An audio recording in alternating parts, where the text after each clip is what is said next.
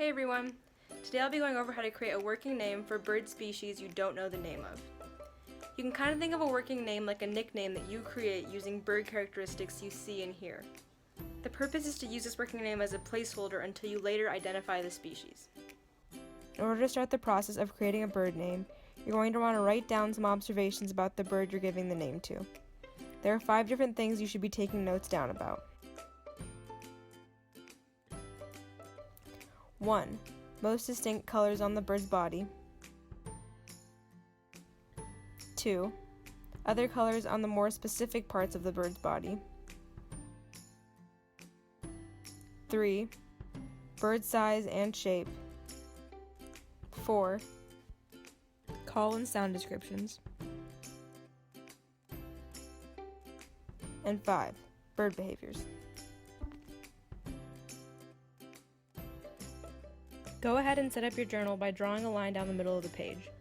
You're going to create 2 working bird names during this exercise.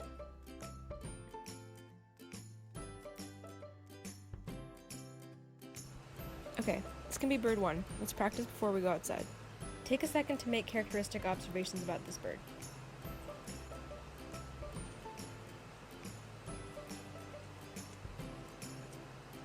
Here are some examples of those 5 components. I've written down white chest and face, as well as blue and gray wing tops, for the most distinct colors on the body. Next to black stripe on his head and light brown wingtips are the other colors that are on more specific body parts. I wrote down small, round, as well as sharp and narrow beak for the bird's size and shape. I described his call as a rolling chirp. And I kind of noticed it was chipping away at the bark, so I decided to write down bark chipping as the behavior. How about this bird? What do you notice?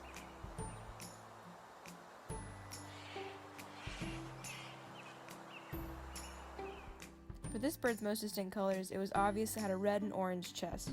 I also noted the gray back and body. For its more specific colors, I noted the yellow beak with kind of a black tip, as well as the white around the eyes. For its behavior, I jotted down that it seems to run very quickly. Now use 2 characteristics that you think best represent the birds you're observing, and use those to create the name. Here are a couple examples.